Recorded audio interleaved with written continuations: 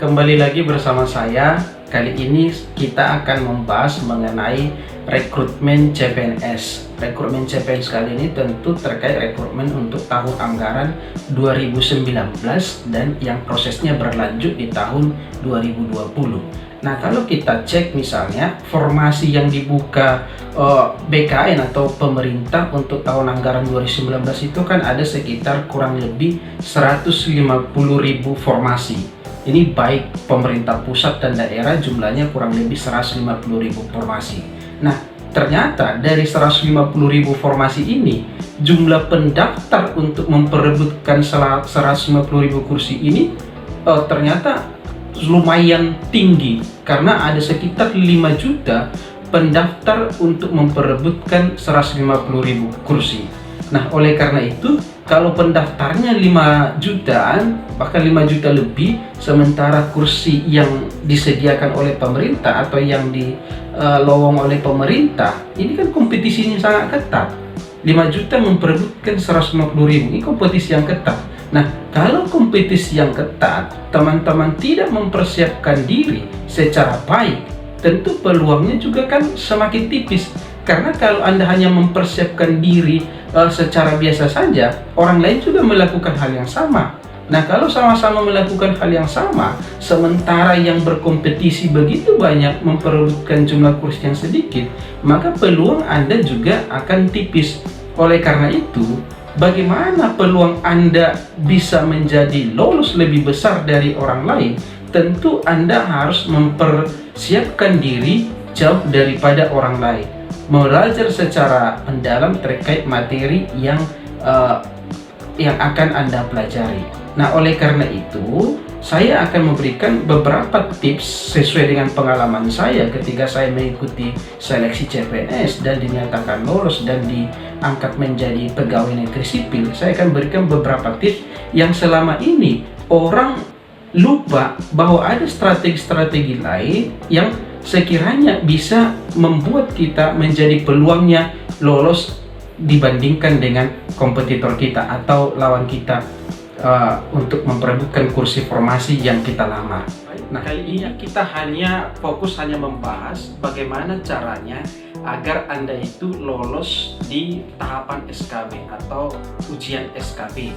Nah, Anda tentu semua tahu bahwa materi SKB itu tidak jauh dari jabatan yang Anda lamar. Itu benar 100%. Tetapi kalau Anda hanya mempersiapkan diri Anda, belajar secara mendalam, menguasai materi terbatas hanya sesuai dengan jabatan yang Anda lamar, tentu hal yang sama juga dilakukan oleh kompetitor Anda. Itu tentu pasti. Artinya apa? Kalau Anda sama-sama mempersiapkannya, kompetitor Anda juga sama-sama mempersiapkannya, terbatas pada materi jabatan yang Anda lamar, berarti kan peluang Anda juga tipis karena sama-sama dilakukan oleh kompetitor Anda. Persoalannya kan, karena ini kompetisi, bagaimana caranya agar yang saya persiapkan ternyata kompetitor saya tidak mempersiapkan seperti saya? Berarti kan penguasaan Anda jauh lebih luas ketimbang kompetitor. Nah, di situ peluang Anda bisa lebih besar lolosnya karena ternyata Anda mempersiapkan lebih daripada kompetitor Anda. Itu kan strategi bagaimana lolos. Nah, bagaimana caranya? Kita cek misalnya pada peraturan Menpan RB nomor 23 tahun 2019. Di lampiran peraturan tersebut di situ ditulis misalnya jabatan fungsional soal SKB-nya atau materi SKB-nya disusun oleh instansi pembina. Jika Anda melamar jabatan fungsional pada kementerian tertentu misalnya, maka yang menyusun soalnya adalah instansi pembina. Misalnya Anda melamar di Kementerian A, jabatan fungsional, ternyata instansinya adalah Kementerian B. Berarti yang menyusun soal adalah Kementerian B, karena itu jabatan fungsional yang pembinanya adalah Kementerian B. Ya, itu satu. Yang kedua, kalau jabatan pelaksana, maka materi SKB-nya sepanjang dia bersesuaian dengan jabatan fungsional tadi, atau ada persamaan dengan satu rumpun dengan jabatan fungsional, maka soal SKB-nya itu bisa memakai atau dapat memakai soal jabatan fungsional tadi. Artinya apa? Dimungkinkan bahwa soal jabatan pelaksana justru memakai soal-soal atau materi yang berkaitan dengan jabatan fungsional sepanjang ada persesuaian atau satu rumpun. Apa maksudnya satu rumpun itu? Misalnya kita cek kalau Anda lamar misalnya biro hukum atau biro, kalau dia di sekretariat jenderal di pusat itu kan biro, atau Anda melamar di direktorat tertentu pada kementerian tertentu. Nah, misalnya kita contohkan di biro hukum. Di biro hukum dibuka dua jabatan, misalnya dibuka dua jabatan. Pertama, jabatan perancang perundang-undangan. Jabatan perancang perundangan ini jabatan fungsional. Yang kedua adalah formasi advokasi hukum. Ini jabatan pelaksana. Nah, kalau merujuk tadi, materi SKB itu tidak jauh dari jabatan yang Anda lamar. Nah, kalau Anda misalnya melamar jabatan advokasi hukum, Anda akan mempersiapkan semua materi yang berkaitan dengan advokasi hukum. Misalnya kalau dia di pemerintahan, Anda belajar bagaimana beracara di peradilan tata usaha negara. Anda perdalam secara matang di situ, menggugat soal peradilan tata usaha negara. Karena Anda melamar di jabatan advokasi hukum yang ruang kerjanya berkaitan dengan gugatan peradilan tata usaha negara dan lain sebagainya. Nah, Anda berfokus dengan tadi berarti Anda hanya terbatas mempelajari mengenai advokasi hukum. Ternyata soalnya bisa jadi bukan berkaitan dengan advokasi hukum atau tidak terbatas dengan advokasi hukum. Merujuk Permenpan RB nomor 23 tadi, justru Anda lamar jabatan advokasi hukum, soalnya bisa jadi atau materinya juga menyerempet terkait mengenai perancang perundang-undangan, karena jabatan perancang perundang-undangan dengan advokasi hukum berada pada rumpun yang sama karena berada pada unit kerja yang sama, yaitu unit kerja biro hukum. Nah, kalau seperti itu, Anda tidak boleh hanya belajar pada jabatan yang Anda lamar. Kalau Anda mau lolos, pelajari. Ternyata misalnya di yang posisi yang Anda lamar di biro hukum tadi ada beberapa jabatan yang dibuka lowongan. Anda pelajarin. Kalau hanya dibuka advokasi hukum, dibuka perancang perundang-undangan, dibuka mengenai penelaah konvensi internasional, Anda pelajari itu semua supaya peluang Anda lolos untuk seleksi CPNS semakin besar. Karena soalnya itu adalah bisa keterkaitan dengan jabatan yang lain sepanjang itu masih dalam unit kerja yang sama. Jadi kalau Anda hanya berfokus dengan tadi, contoh yang tadi Anda lamar advokasi hukum, Anda hanya belajar soal advokasi hukum dan Anda tidak belajar mengenai perancang perundang-undangan, maka ketika soal yang disuguhkan nanti terkait dengan perancang perundang-undangan, Anda pasti bingung. Nah, kalau Anda sudah bingung, bagaimana Anda berpeluang lolos? Nah, oleh karena itu, bagaimana Anda supaya lolos? Persiapkan dengan matang, tidak terbatas pada jabatan yang Anda lamar. Misalnya dari biro hukum tadi, pastikan Anda lamar di unit kerja apa atau direktorat apa. Pastikan direktorat atau unit kerja itu tugasnya apa. Nah, dari Anda pastikan tugasnya apa, Anda pelajari. Kalau misalnya di biro hukum, tugas biro hukum itu apa? Biasanya tugas biro hukum misalnya melakukan penelaahan konvensi internasional, melakukan perancangan perundang-undangan, melakukan advokasi hukum. Nah, berarti Anda pelajari bagaimana cara melakukan pengadvokasi hukum, materi apa yang terkait dengan itu, materi terkait peradilan tata usaha negara, bagaimana dengan perancang perundang-undangan, materi apa terkait itu. Misalnya Anda belajar mengenai teori perundang-undangan, teknik penyusunan perundang-undangan, dan lain sebagainya yang berkaitan dengan perancang perundang-undangan. Anda juga belajar mengenai konvensi internasional, apa itu hukum internasional, apa itu perjanjian internasional, karena itu saling keterkaitan semuanya. Kalau Anda pelajari itu secara matang, sementara kompetitor Anda, lagi-lagi dia berfokus hanya belajar pada materi sesuai jabatannya, saya yakin peluang Anda untuk lolos menjadi CPNS lebih besar dari kompetitor Anda, karena kompetitor Anda hanya mempersiapkan dirinya terbatas pada materi sesuai jabatan yang dia lamar.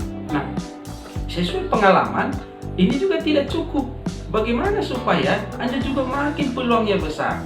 Kalau tadi ada orang hanya terbatas dengan jabatan yang dia lamar, dia persiapkan, peluangnya sedikit.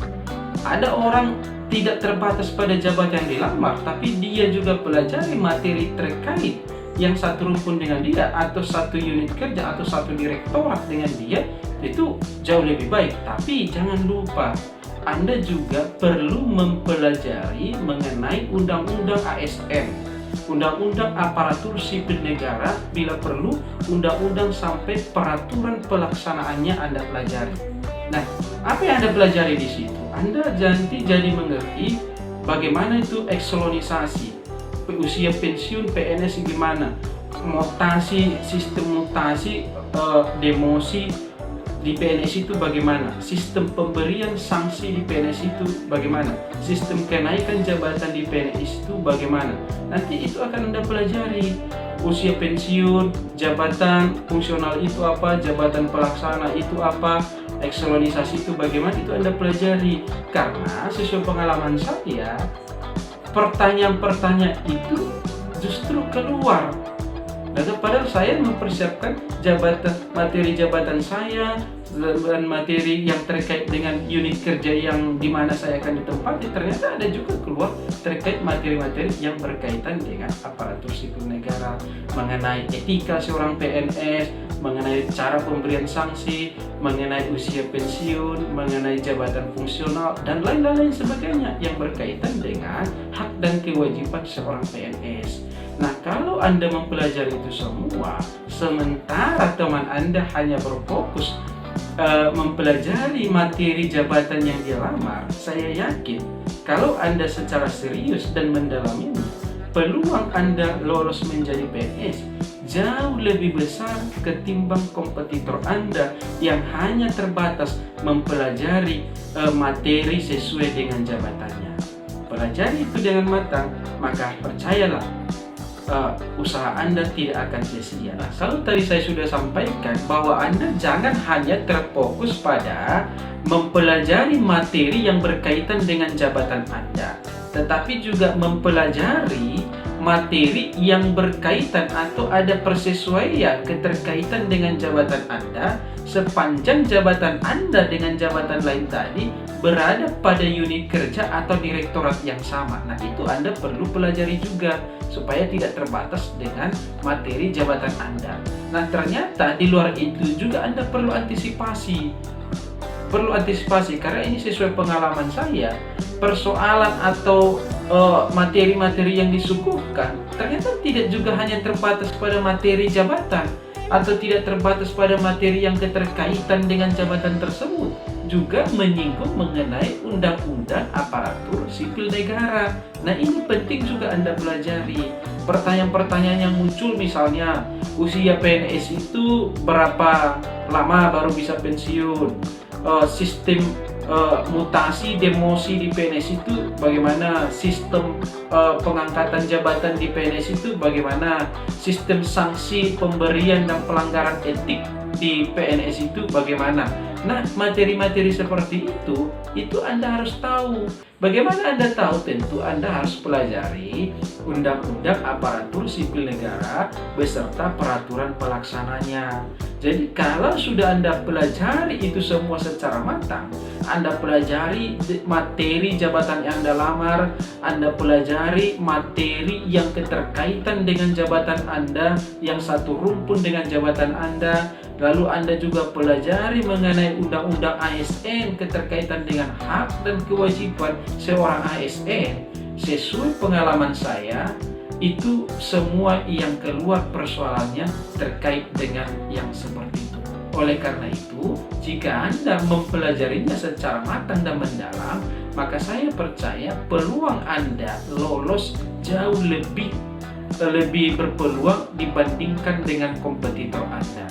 Karena kebanyakan orang hanya berfokus kepada materi yang dia pelajari terbatas pada materi jabatan yang dia lamar. Kalau kompetitor Anda berpikiran seperti itu, sementara Anda sudah berpikir di luar daripada itu, maka peluang Anda jauh lebih besar. Oleh karena itu, persiapkan secara matang, pelajari materinya, pastikan jabatan terkait apa yang Anda lamar, pastikan Anda menguasai undang-undang ASN, maka saya yakin dukung dengan doa Anda lolos menjadi CPNS. Semoga penjelasan singkat saya tadi atau sharing pengalaman saya ketika saya mengikuti seleksi CPNS dan dinyatakan lolos bisa bermanfaat dan berguna bagi teman-teman yang sekarang sedang berjuang bagaimana caranya lolos mengikuti seleksi SKB. Oke, selamat berjuang, semangat, pantang menyerah. Oke.